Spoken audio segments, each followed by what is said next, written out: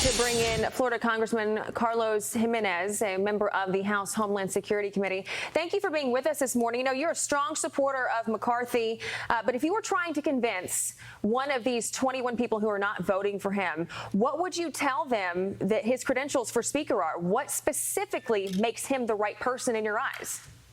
Well, first of all, he was the architect of our commitment to America. Just about everything that they say that they want, is in the commitment to America. Reduce government spending, securing the border, energy independence, parental bill of rights, and then accountability by the Biden administration, investigations of what the Biden administration has been doing, and of Joe Biden and his family businesses himself. All of that is in the commitment to America. And so everything that you've asked for is there.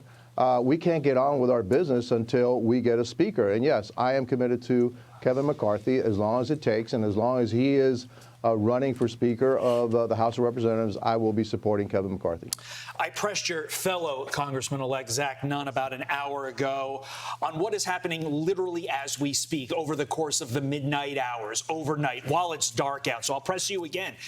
Any truth to the rumors that going on behind the scenes right now, McCarthy is getting the votes to put him over the top today? Well, again, those are rumors. I don't have any personal knowledge of it. I hope that he does. I hope that, the 20 or so members that are holding out come to our side. Obviously, they're the great minority. They're only 10% of our conference. The other 90% are solidly behind, Kevin McCarthy. We need to get on with the business of helping America, of restoring faith in government, and we can't do that until we get a speaker. 90% of this conference wants Kevin McCarthy to be the speaker. If you're really a team player, let's get on board, let's row in the same direction, and let's start working for America. We just heard that soundbite from Boebert talking about, she said Kevin McCarthy didn't even want to listen to us until his, quote, disappointing midterms. Should McCarthy take some of the blame here? Because according to them, he just kind of shoved them to the side because he thought that he had the votes, and we've known this is coming for 2 months now. I don't believe that's true. Look, we have a process. I mean, our leader and our conference works in a certain way. They listen to every single member. No member should have special consideration because they're upset about something. There's a process for that. I don't get everything that I want, but I'm also part of a team. I'm part of the Republican team, and we need to get on with the business of America. And so, no, I don't lead any credence to that. Nobody should have any special treatment, and nobody should be treated, differently than anybody else. And so, that she somehow gets to have his ear for something, I just don't believe that's true, and I certainly don't believe that's fair. So you don't think any of the blame falls on McCarthy?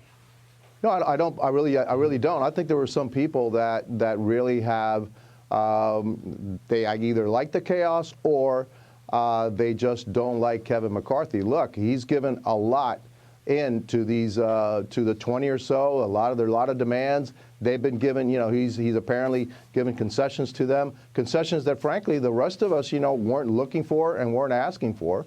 And so I think that he's gone above and beyond to try to, close this deal, and we're willing to go along with him because we need to have a speaker. We need to get to start to work, and we can't do that until we elect a speaker. There have been competing narratives over this entire process on the optics of it, literally over the last 24 hours. Many calling it a disaster for Republicans, saying these people are just grandstanding, they don't want anything. Others celebrating the thoroughness of the process and saying this is how it's supposed to happen. What camp are you in, Congressman-elect? Look, the thoroughness of the process is before all of this started. I mean, we had votes on rules. We have votes. We have a process of how somebody gets on a committee. And so that's the thoroughness of the process. And then we had an election and where we chose our leader. And then by 90%, Kevin McCarthy was chosen fair and square as our leader. And if you don't like the results, well, are you really a Republican? Are you part of this team? I hope that they come around, that they find themselves, that they are Republicans, they're part of this team. Come on back. Let's elect Kevin McCarthy as our speaker, and let's get to work. That's what we really need to do. Well, there's been 6 votes total between the 2 days, and he has lost all of those. We'll see how today pans out, but we do appreciate your time this morning. We know you're busy right now. Congressman-elect Carlos Gimenez, thank you so much. Thank you. Another busy day for these guys, and they get up early with us. We can't thank them enough. I'm Steve Ducey. I'm Brian Kilmeade. And I'm Ainsley Earhart. And click here to subscribe to the Fox News YouTube page to catch our hottest interviews and most compelling analysis.